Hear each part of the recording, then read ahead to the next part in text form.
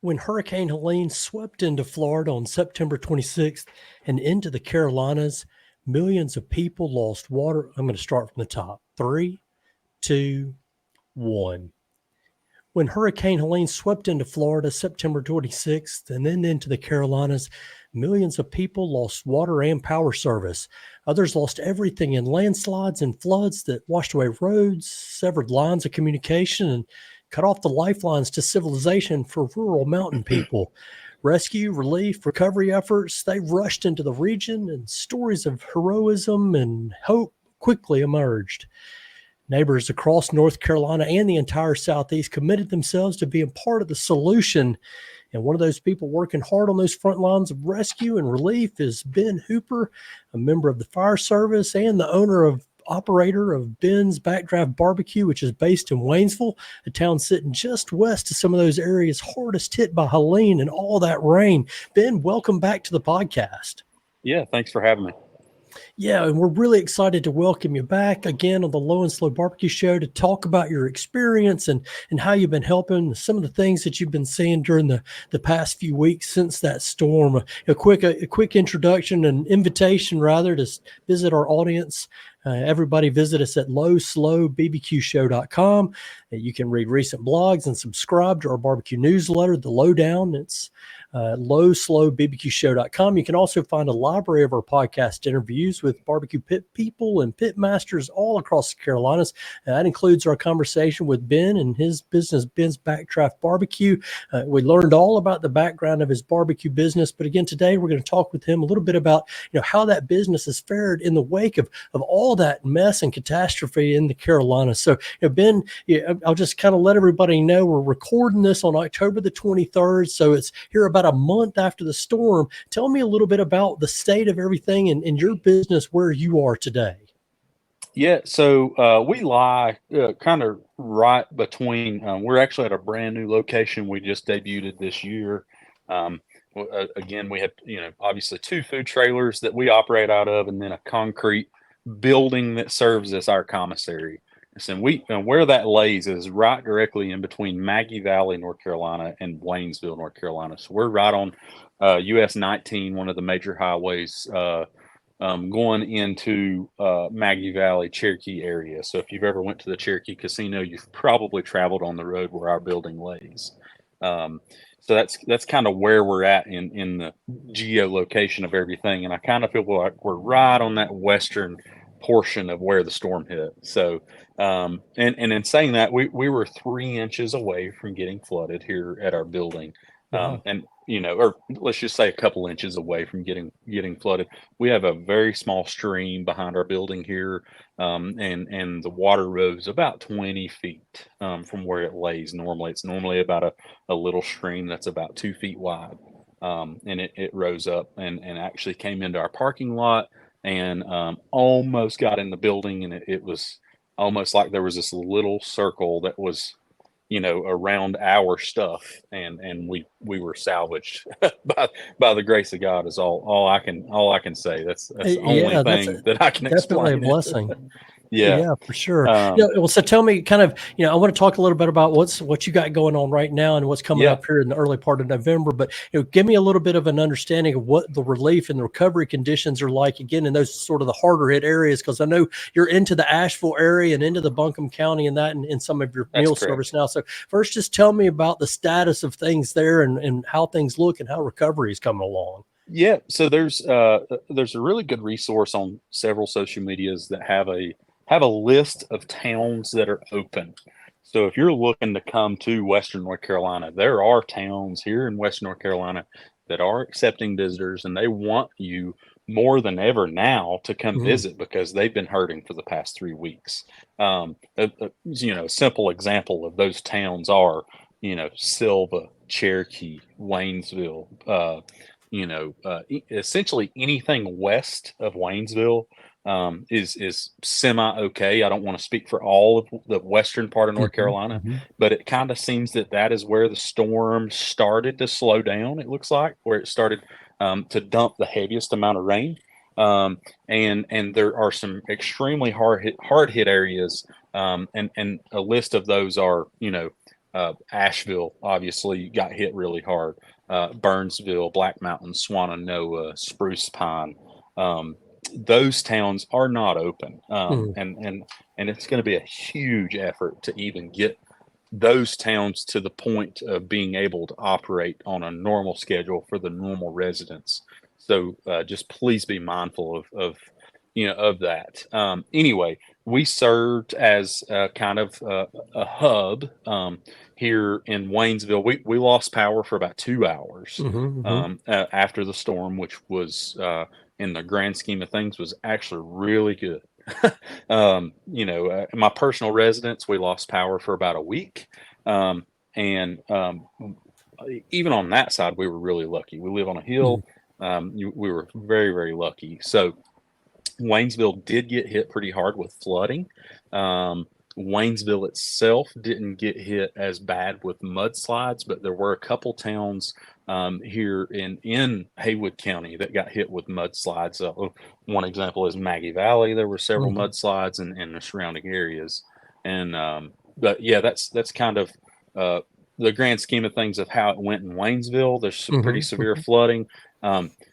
Whenever you get a little bit east of here into Buncombe and Yancey counties, there was not only the factor of the storm flooding and dumping, up in the high teens, low 20s area of inches of rain. And Mm-hmm. then also with that was a lot of mudslides. And from what I hear, there was possibly even a couple really low grade tornadoes that may Mm. have hit, like in Black Mountain area, and all the data is still not even out Right. There now. was one in Blowing Rock for Yeah, sure. We yeah. had that So reported as well. there's several cases like that, several stories. But I will tell you one thing: I wouldn't want to live anywhere else in the world. That's for sure. I've not seen a community uh, gather together like this and surround things and come together, as one, community to help each other any time before more than this, which has Yeah. been really great. And I want to And talk a little bit more about that. Before we do, want to talk about again the yeah, current community stuff that you've got going on. I know you've got some events kind of on the I schedule in the do. last week of October, but maybe look into November and tell me what's coming up there that folks will be able to listen to and get in and be involved in. Yeah, so a kind of a big event we got coming up is on November 2nd. We're attending as part of there's a couple different ways that the money's going there, but it's called Haywood Heroes. Here in Haywood County, we've got a couple departments that need some equipment. And the Clyde Fire Department specifically actually got flooded in Haywood County. And that's the first time that department's ever flooded before, even when Ivan and Francis hit in '04, Hurricane Fred hit in 2021. It's never had water in the station, and it did get water this time. So Wow. this is benefiting Clyde and Waynesville fire departments. And then it's also benefiting one other nonprofit organization that comes out of the frog level community based here in Waynesville. So that's the nonprofit that's kind of running everything. Hmm. And me and one other food truck is just kind of assisting. And there's a possibility of some other folks being able to come. We just don't know about the schedules just yet. But the event is happening November 2nd at Axe and All Leather Works in Waynesville off of Depot Street. And I expect, a really good turnout since this is something that's good for the community. We just got out of the Waynesville Apple Festival, and that was a huge record number turnout, Wow. which was the first normal event Mm. since the storm. Yeah. Yeah. As well as end of September, beginning of October. That's our festival season here in Western North Hmm. Carolina, and all the events in Western North Carolina were canceled. Yep. Um, Yep. all the big hitters for us were canceled until the Apple Festival in Waynesville, and it was a huge success for us. Okay. Pumpkin Fest in Franklin was also a huge success for us. And again, Franklin is one of those towns that are accepting visitors. So I highly advise people to come check those out. Shop local if you can. I've talked to a ton of businesses, especially here in Waynesville, that rely on that tourism, business. And there are unfortunately going to be some businesses that will not come out of this. Even though they didn't get hit by flooding or the storm, there is going to be the economical impact that's going to happen to those businesses, and some of that is yet to come. I feel like some of the darker days are upon us in that business world, but we've linked up with a few people that it sounds like that we're going to be okay. Talking about as far as our business goes, so that we just kind of adjusted our operation a little bit, and we've kind of changed focus on who our target audience is, if you will.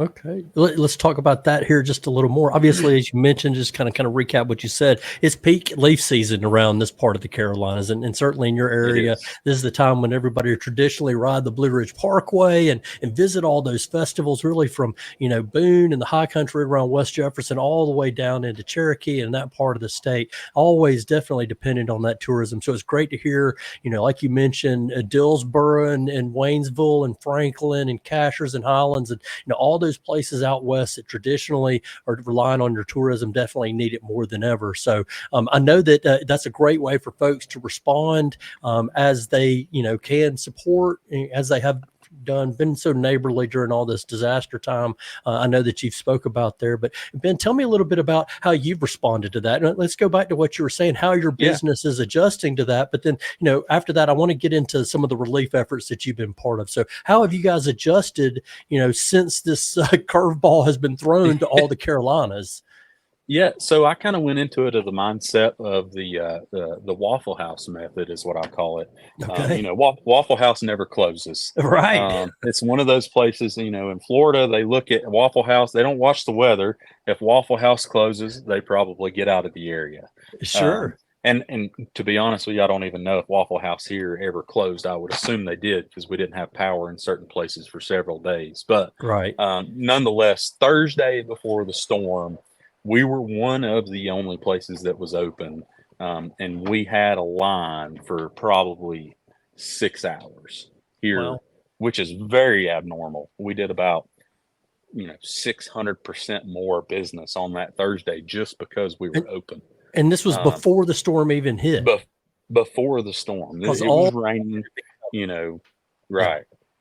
We got some precursor rain for 2 or 3 days, which totaled up to somewhere in the neighborhood of 10 inches of rain in 3 days. So we were, it wasn't flooding yet, but the storm was not here yet. So I had the mindset. I was like, okay, well, we're going to stay open for people. I started a post on our social medias asking people if they would like to pay for first responder meals, because I know we had a ton of first responders in the area. And to be quite frankly with you, I felt really bad about this storm. I had a bad feeling about this. So I knew there would be a ton of first responders in the area. So what we did was we put out our Venmo on social medias. And if people wanted to, we put it our Venmo, and then we also put out a post. If you would be interested in buying a first responder meal, message us, call us, text us. We'll send you an invoice for $12. And what that'll do is that'll cover a first responder meal, a protein and 2 sides and a drink, whatever we're carrying that day. And their meal is covered. In the past, we've always given a hefty discount on first responder meals. And to be honest with you, probably a little bit too much sometimes, but that's obviously the era that I come from. So I always know how it is. As a first responder, it's really expensive to eat out all the time. So I wanted to create some kind of fundraiser, if you want to call it that, to pay for first responder meals. And we ended up getting about 150 or so first responder meals donated before the storm ever hit. Wow. So that was great. Circle into Friday morning, Thursday night, I went into Waynesville Fire Department. I'm still part-time there as a part-time firefighter. I still work there, and I still work at a little department called Woodfin in North Asheville. So I went into Waynesville. I knew I'd be there for probably several days. So I went in Thursday night. They upstaffed, obviously, with the storm coming. We put together a little boat team and a swiftwater team of 4 personnel, and I manned that for about 3.5 days, Wow. Thursday night to Yeah. Sunday. And I helped man that until Sunday. I could have stayed longer, and they upstaffed for longer, and they needed the help longer. But I also knew that my team needed my help here, after that. So going into Friday morning, about 3 a.m., we get our first call for a water rescue or evacuation. I forgot what was first. We suit up, get in our equipment, get in our boats, all hooked up and everything, and we go right into starting to evacuate folks in the lower lying areas of Waynesville. And we continued to be in the vehicle in our equipment for about 13 to 14 hours. Wow. Holy cow. So it didn't quit raining until around lunch in Waynesville. And we got some pretty significant flooding.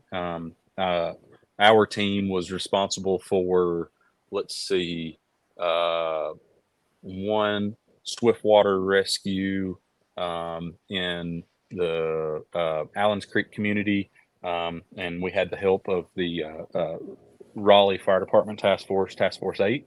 They helped us set up a high line and get some folks out off of one of the adjoining roads that follows Allens Creek.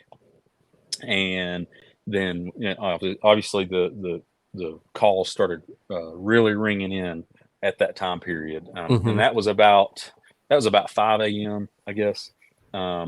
And then in the whole western region, at one point, there was not enough rescuers as there was calls. Yeah. Which is a very not a very hopeful feeling. That's scary. Yeah, for sure. Yeah. After that rescue went through, very first thing, I lost my radio that we communicate with. It went into the water. Oh. We got those folks out. I get back to the truck after that rescue. We're headed to another rescue. I'm sitting in the back seat. I try to make a phone call. There's no communication. Zero. No cell service. No phone lines were working. And at one point, some of our radio communication systems were even having a hard time. Luckily, we're on a pretty old system here in Haywood County, and it's an analog system, so we still had some radio communications. But that was the only way that we could communicate. Where I felt really not really well was I couldn't get a hold of my family, and I knew that their plan was to come in and work. I said, we're going to be open when everybody else is closed. But whenever we started getting out and about in the area in Waynesville, at one point there were certain parts of Waynesville that we couldn't even get to. So I knew I needed to get a hold of my family personally somehow. Luckily, the phone service was working just enough that I got a hold of one of my employees. I told her, I said, go straight to my house, make sure my wife hasn't left. Got a hold of her later after another call, and my wife had already left. So I was like, oh my goodness. So we're out here doing all these, trying to evacuate all these people and get these people out of water. And it's just kind of, it's a very odd feeling because I had no idea like where my family's at and what's going on. Luckily, somehow the phone service worked just good enough to where the employee that I did call, Ashley is her name, that works for us. She did in fact get in touch with my wife, and finally I found out that they were safe. So that was a good feeling, and I could kind of fully focus back on the rescue world of the fire service. So we did several water rescues up until a little bit after lunch. Around 2 p.m. the water started receding, and then we started finding the other damages that were going on. There's a ton of other hazards and such that go with that as well. And I knew with water being that bad in Waynesville, because something special about Haywood County is Haywood County waterways, all the headwaters start in Haywood County. So we have no water coming into Haywood County. So all the streams and rivers in Haywood County in relation are fairly small. So I knew whenever it flooded this bad in Waynesville that other areas were going to be completely devastated. I didn't have to see the news or anything like that to know that. I knew that. One of the only places that had internet was Waynesville Fire Department. We never lost our phone line there for some reason, and we never lost our internet. So I did have a little bit of communication with the outside, what I call the outside world at that point, to kind of let them know what was going on. Mm-hmm. And I did put a post out on our business page at one point that said, be really careful, pray for us. This is really bad. This is much worse than anything, than people really realize.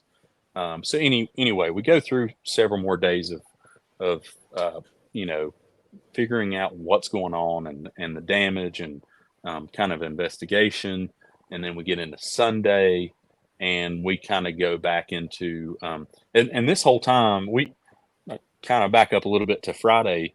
My team, my wife, and one of our employees did open at my business while I was at the fire department. So on Friday evening and Saturday and Sunday, we transitioned over to giving out free meals, and we ran out of food on Friday. So I didn't have anything to cook. I didn't have any way to get any product. I didn't have any communication with anybody, and kind of went, I was in the dark a little bit because I was like, I don't know, gas was being short. So I didn't really know really what to do, Mm-hmm. where to get anything. So when I got back to the station at one point, I got a hold of TMG Pits in Knoxville to ask them how bad it was over there. And they were willing to, I called out for help to them. I said, we need help. Grocery stores are going to run out of food. We're going to run out of, there's going to be places run out of gas. We just need a little bit of help getting some food here. And they rounded up about $4,000 in donated, food, and took some money that was donated. They brought me about $4,000 worth of food, and it took them 7 hours to get here on Saturday from TMG Pits in Knoxville. Because if for people that don't know, Interstate 40 was washed out the state Mm-hmm. line. Mm-hmm. So they came through the towns of Newport, Hot Springs, and came down into the Crabtree, Fines Creek area to get into Haywood County, Okay. and it took them 7 hours. And normally Um, that's an hour trip or so, right? yeah, an hour, hour and a half max. It took them 7 hours. They brought me food, ate supper, turned right back around, and went back home. Didn't ask for a dime, wouldn't take Mm. any money. And I asked them, I was like, well, what do you want pictures? They're just like, just make sure it gets to the people, that need it.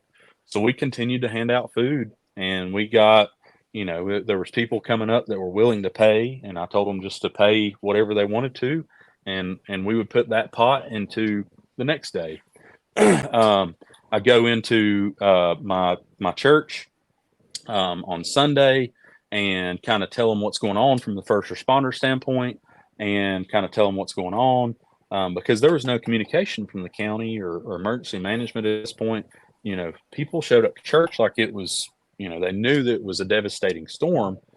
They didn't know how bad. There was no communication other than, whoever had, maybe some kind of antenna, radio, Mm-hmm. battery operated radio, or some kind of antenna TV. If that was working, I don't know. And some places, operation centers, were working off of Starlinks.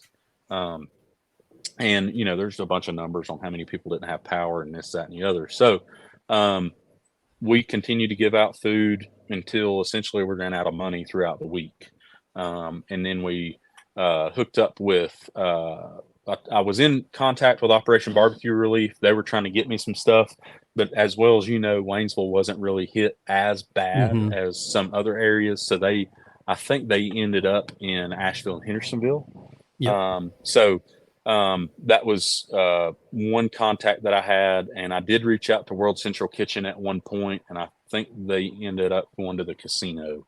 Mm-hmm. But that's a couple organizations that I did reach out to, and there were many reasons why it didn't work out to get them here at my location. But they've been doing a phenomenal job Mm-hmm. handing out hot meals, and I reached out to Lewis Donald from Sweet Lou's. He Mm-hmm. also reached out. He got me some product from from Inland Seafood.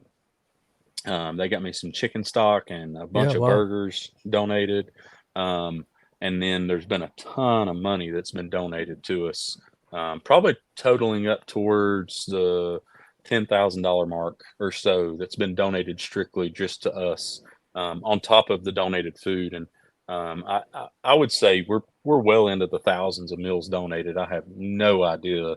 I wasn't really keeping track. And we've been Hmm. in Waynesville, we've been in Asheville, Black Mountain, we've been in Burnsville for a couple days, and it sounds like we may be going back to the Burnsville area to hand out some free meals, working with the U.S. Veterans Corps, because he's still in contact with some of those people. So, um, and we're kind of we jumped back into a little bit normal schedule a Hmm. couple weeks after the storm. We gave out food for about a couple weeks, just strictly giving out food, and then we kind of adjusted a little bit because obviously we got to get cash flow coming back in somehow. Hmm. Don't really Yeah. know Because what how that many looks people like. are you guys employing? How many folks are you guys doing this with? Yeah, so we got one full time. Me myself, I'm full time as well in the business, and then we got about four full timers or four part timers as well Hmm. that rely on us. So, Okay. and there's some of the part timers, this is their only job, Hmm. and some of the people that work for us, their full time jobs needed them, and some of them didn't. Hmm. So we've just been kind of using whoever, wherever we can get them. There were some people that volunteered from my church that came in and volunteered. So anyway, we got into a couple weeks later, Hmm. and we kind of try to figure out what normal looks like again. Right. About a week after the storm, Duke Power in Haywood County got a hold of us, and they had Hmm. about 500 contractors in the area that needed to be fed 2 meals a day. Mm. And that's a paying job. Yeah. So that That's a was lot of one. work too. It was, but there were some aspects that I didn't think about, because at that time period there was still a little bit of scarcity with gas. Mm. Well, one of our mobile food units it's a gasoline generator. So I was like, well, I don't know where I can get 5 gallons of gas a day to operate. So I worked with Haywood County Schools, and they put in a 50-amp plug at Tuscola High School, and that was one place where they could get the big trucks in and out. So we fed them for about a week at Tuscola High School. So we had one trailer that was feeding Duke Power, the other trailer was giving out free food. Hmm. Um, and the free food slowed down pretty significantly after about that first week. Hmm. Um, and once we got past that first week into the second week, then gas started coming back in. Grocery stores started getting food in again, and um, things were looking up, because I expected us not to be able to get gas or food into the grocery stores for a while because I knew 26 was closed, Hmm. 40 was closed in both Hmm. directions, and the only way here was through Atlanta on a major highway. Mm. So I was like, man, this is going to take forever to fix. And luckily, they got 40 East open pretty quick, and then 26 from South Carolina was open pretty quick as well. I don't know if it ever closed actually, other than tree downs and such like that. So we went back into a little bit of a normal business area. Um, the city of Asheville got us to cater for a few departments because they didn't have running water. That we fed the water department, and then we fed the whole fire department that was working one day. And those were about 300 meals a piece that we did receive a little bit of compensation for. And then after that, we had to go out and find business. Mm. Um, so to be honest with you, it's a little bit of a blur of what happened. No doubt. um, but we would open here at our building, and we would, find other areas that wanted hot food, and working with the U.S. Veterans Corps too, because he would pay us to go give out free meals, and kind of the way it would work is he would give us $1,000, and we would feed as many people as we could with that money, Mm. along with trying to keep ourselves up. Hmm. And that's kind of how that was working, and that was a huge break for us. Because I didn't, like I said, I didn't really know where our business was headed. And then, a couple weeks later, the second weekend in October, Church Street Festival cancels as well. So they have, the last weekend in September, the first weekend in October, and the second weekend in October, all the events are canceled. And I fully expected Apple Festival to cancel too, but they did have it. Right. And this past week was actually like the first normal week that we had. So, Mission Hospital also got a hold of us. We did a paying job there. We fed hospital employees a value meal. We came up with a meal that cost about $9.50 for 7 days in a row, and we ended up feeding approximately about 1,000 meals at the hospital over 7 days. Wow. So that was a pretty good little gig too. Yeah. And then this week we're back to normal. We're back to our normal schedule. We've got some events coming up, and like I said, on the 2nd, we got that coming up too. So that's kind of an overview. I'm sure I missed a bunch of stuff, but No. that's Well, like you that's how said, we it's a kept. blur Yeah, for sure, and yeah, it definitely appreciates you sharing that, that testimony and that narrative with us. It's eye opening, and it really provides some clarity from somebody who was there and experienced all that. And you kind of touched on this, and in the early going about people helping one another, and seeing the best in our humanity out there in the community. So maybe is there another example or an idea, or tell me something you've seen that gave you a little bit of faith that, hey, we might be all right on this planet in spite of yeah, everything else. We're all kind of coming together in a good way at a good time. yeah. So in the barbecue world, I feel like barbecue places are built different. Mm, Barbecue joints have a different mindset, and the people that come to mind are, Lewis Donald from Sweet Lou's, Garen from John G's brought me wood and gas, and TMG Pitts came from Knoxville to help one of the small fish like mm, myself, and I don't know if they know this or not, but how far that goes in my book, like to me, for Lewis Donald and Garen Kirkman to come up here for somebody that's just, two food trailers and I'm not saying like a nobody, but like how small we are compared to who they are, like that really meant a lot that they would take time out of their day and drive up here and get me product and go out of their way because they're having their own issues because of the storm mm. as well. I'm sure they had some economical impact as well. So that was very, very encouraging. And then also to see how many people that would wait in our line for food and they just take whatever we had. There was at one point we had, pork and to go boxes was it. We couldn't get anything else. We got a Cisco order on that Monday after the storm, and that's all they had was pork butts and to go boxes. But we took it. It Yeah, was what we could get. sure. And there were so many people that would give donations or that would tell me their story of losing everything and or they'd been without power. We were in Burnsville, 2 weeks after the storm, and our meals were the first hot meals that they've had in 2 weeks. Mm, Um, and I'm not saying they didn't have food, but there were no restaurants in town open because the municipal water supply was out. And then the same thing as in Asheville is the municipal water supply is still not functioning correctly a month later. mm-hmm. Um, and that's a big deal, It's as far significant as for sure. a economical impact because all these Hmm. restaurants and stores are still not open. But to see how people's attitudes are after this, knowing all the struggles and there's literally people that will give you the shirt off of their back and they've lost everything is just I don't want to live anywhere else ever, never. Absolutely. So um, tell us, Ben, what can folks do? I want you to give us your Venmo address so that we can get it out there. But what can yeah, folks do now to continue providing that ongoing support in the community? Give me some organizations. We obviously want to visit tourism, but tell us what folks can do to continue to provide support for this place we all want to continue to love and live in. yeah, absolutely. So three I'm going to give a few organizations that I've Mm, seen firsthand yeah. out there in the streets doing God's work, as I call it. Right. Yeah. Operation Barbecue Relief has been giving out thousands of meals per day. World Central Kitchen has been giving out thousands of meals a day. Samaritan's Purse has been giving out, there's no telling how many generators they've given out. I mean, like good generators too. Yeah. They give out generators. They give out the fuel can.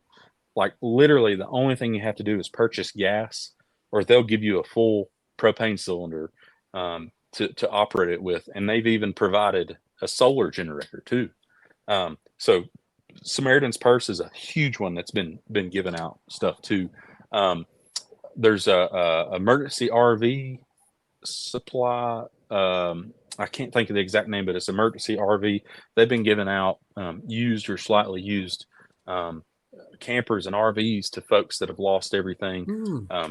Calvary Road Baptist Church has been giving out. That's my church. They've been giving out monetary, donations to people that have lost everything, food, supplies, and they're actually hooked up with one organization right now. I don't know the name of it, but they're going to build about 20 tiny home structures on people's property that have lost everything for temporary housing. Yeah, wow. And then my personal Venmo, I'll have to pull it up real quick. I'll tell you what it is real quick. But the biggest three organizations that I've seen really like that's just really blown me away was Samaritan's Purse, Operation Barbecue Relief, and World Central Kitchen. And my Venmo is Ben-Hooper-0, and it has our company logo in the middle of it. Excellent. And folks can get details at bensbackdraftbbq.com. That's where your home of the website is. And I see down here, I scroll down towards the bottom, and I see your weekly food trailer schedule. So if we want to find you in November, we'll get the details there. And then, of course, your Instagram as well, Ben's Backdraft BBQ #1, Ben's Backdraft BBQ #1. You've had a lot of great videos. I wonder, how is that presence on Instagram, kind of been part of your journey in both raising some support and awareness, during the course of this event? So, let me know some details there, and then we'll wrap it up. You've given us so much of your time already. Yeah. So we haven't made a huge presence on Instagram before. But kind of, and I noticed that, and I noticed there was a lot of interaction on Instagram as well. So any video that I've been recording or updates, posts, whatever, we've been putting that on Instagram along with on Facebook. But there's been people from all over the country contacting us. There was a group out of Atlanta that contacted us just because they seen one of our posts, and they're bringing tractor and trailers worth of stuff up here. Which is just, it blows my mind that people, yesterday there was 2 people that sent us checks that trust us enough to go out and give it to the people that really need it. And we're going to try to do something super special around Thanksgiving time period to either, we're going to run a special for people that can, it's going to be a link on our website that's coming up. I've got a guy working on it right now, where people can buy their turkeys, whole Boston butts, whole briskets, whole racks of ribs, and then they can also donate a turkey to a family that needs it.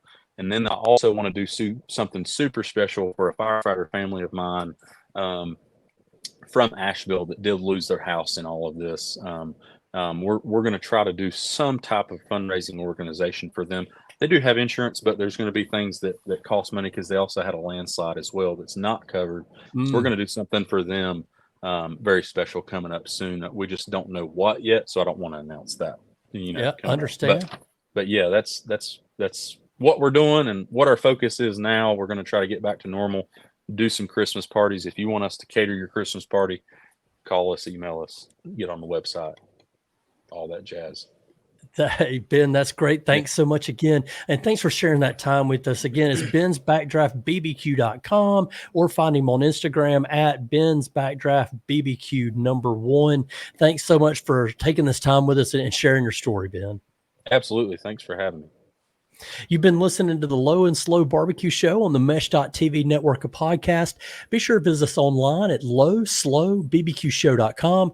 That's where you'll find the blog and you can hear other podcast episodes. Of course, if you like what you hear, please give us that 5-star rating. And hey, share the blog and the email and definitely our podcast with your friends. And we want to have folks hear Ben's story as well as the story of all of our other Pitmasters. You can find us on YouTube as well. It's the Low and Slow Barbecue Show.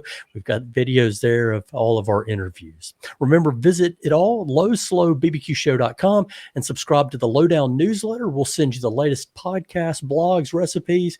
When Ben's got his big barbecue event coming, we'll promote it in the Lowdown. So just look for it there in your inbox on Tuesday morning. Special thanks to our guest, Ben, from Ben's Backdraft BBQ. Thanks as well to our producer, Andrew Moose, and the whole team at the Mesh.tv network of podcast. Most especially, thank you for listening to the Low and Slow Barbecue Show. Remember, for the best barbecue and the best barbecue podcast, make it low and slow.